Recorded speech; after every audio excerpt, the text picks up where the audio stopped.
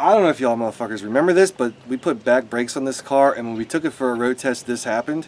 Do you hear this noise? Yes. How long is she gonna let that go? And now it's like 3 months later, and this car is still fucked up. This thing's just got a nasty clunk in it, so we're just gonna see what we got. So we got the front wheel up off the ground.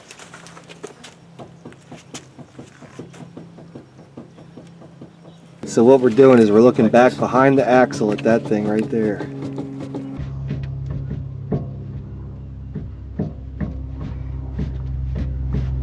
I've got my hand kind of like touching this. I can feel that there's a lot of play right there. And when I grab the tie rod, I feel play in that too. So I think we have a inner tie rod and outer tie rod problem. So we're going to replace that shit. Now again, this car has been driven for a long time after I informed the owner of the car. She needed to get the shit looked at, and it's already fucked up this tire. I mean, look at that shit. It's not even drivable. All right, so we got to get this wheel off, and we got to support this car properly.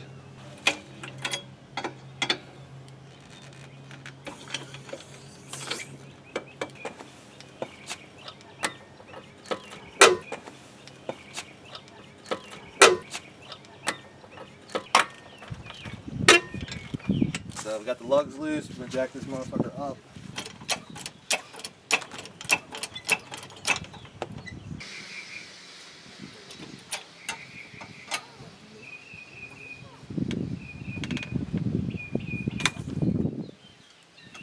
So you can see, I jacked it up from that big fat beefy metal back there, and then I used this part to put the jack stand. Also on a block of wood.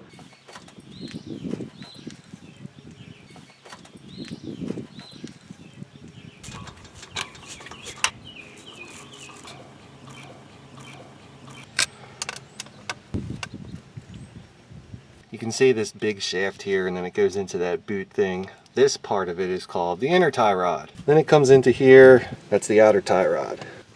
So what you want to do is just kind of look right here.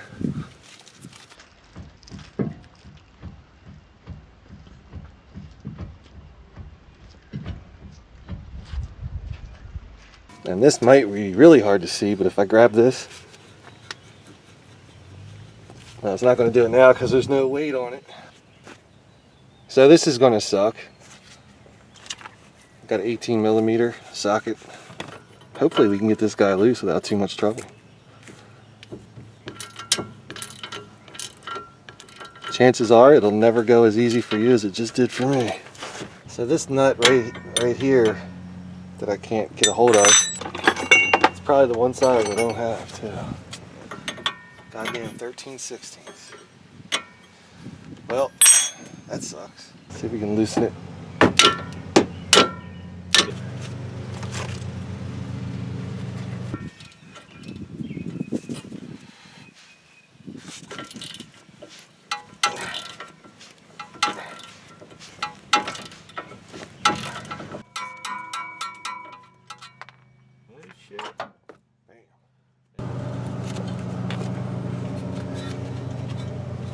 We're just going to go ahead and spin this guy off of here.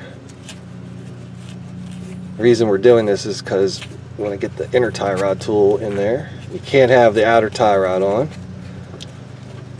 Listen.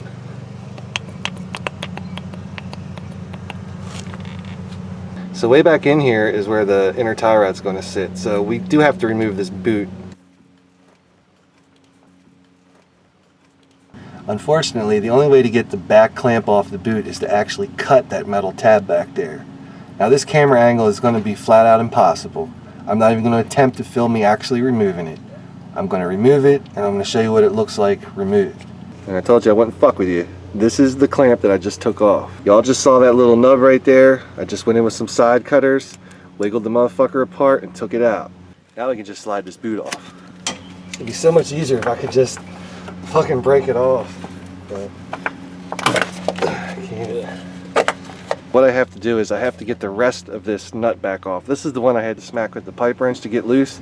I don't even know if I'm going to be able to show this part because just of how recessed it is in there, but just know that all I'm doing is spinning this nut off of this shaft. Now once again, this camera angle is going to suck big balls for me to actually remove that tie rod. You can see what I'm doing, but you can't actually see the fine details. So instead what I'm going to do is I'm going to use the new inner tie rod end as the example as to what we're actually going to be doing. The way that this tool works, you're supposed to be able to fit this and slip it over, the rounded part here, but you can't.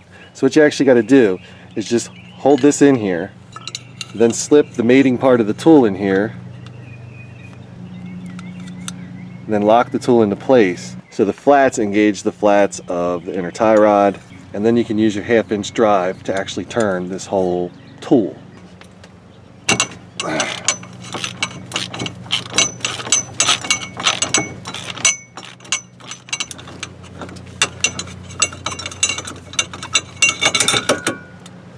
And there we have one inner tie rod. So we're going to go ahead and just thread this guy in.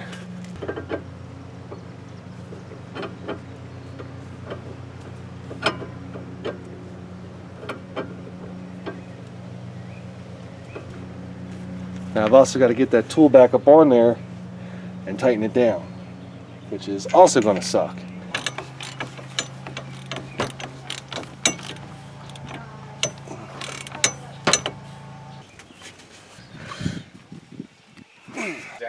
We just got to slide this boot back on. I'm going to take a little bit of slippery stuff just to make this shit go a little bit smoother.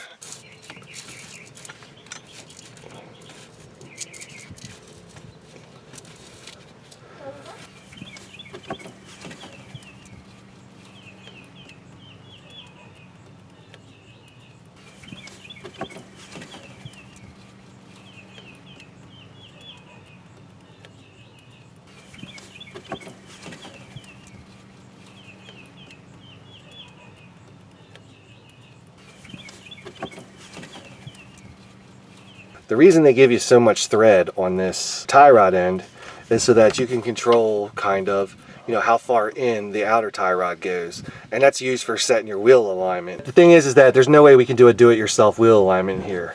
So all we're going to do is we're just going to try to get it close enough. It's not going to be perfect. It's going to be perfect enough to drive this car to an alignment shop and have an alignment done on it. There's other ways to do it. We could have counted the number of times we spun the old one off, but all we're going to do is we're just going to use the way that the wheel sits as it sits right now as kind of like a gauge, as far as how far we got to get that in. So basically, just kind of like eyeballing it up.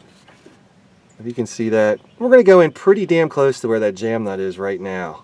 And again, with the wheel just sitting here freely like this, we're just getting it close enough. We ain't doing nothing fucking crazy.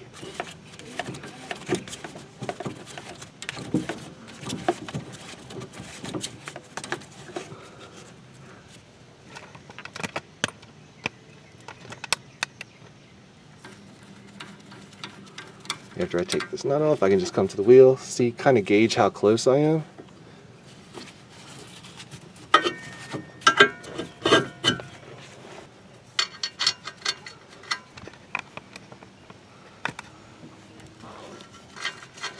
Just gonna spin this.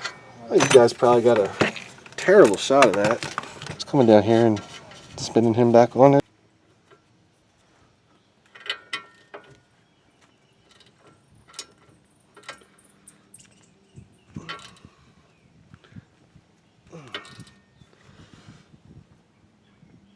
Now on this aftermarket tie rod, there is a hole in the threaded section. You can probably see it right there. You can see how you see the light through that?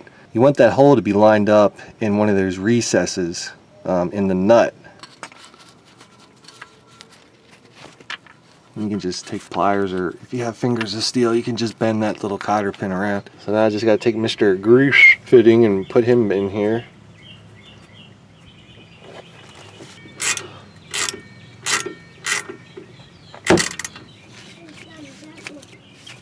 So what I'm going to do is I've got this long ass zip tie, and I'm going to put it in place of the metal thing that we had earlier.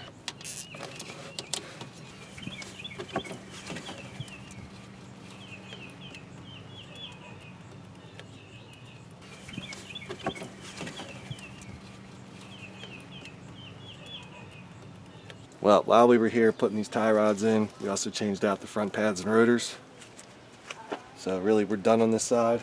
This tire should not be going back on this car, but due to circumstances beyond our control, it is going back on this car. So don't put this back on your car unless circumstances say so.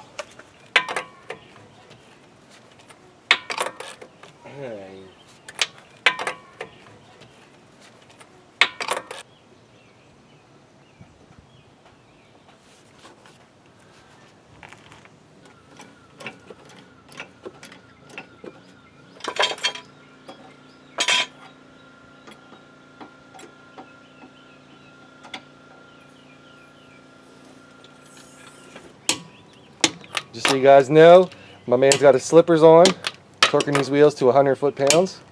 You'll notice he's going in a star pattern, except for right there. Don't choke under pressure, sir. Well, we're pretty much done with the mechanic side of this thing. You know, obviously the car is still going to go in and have a wheel alignment done probably the next 3 months.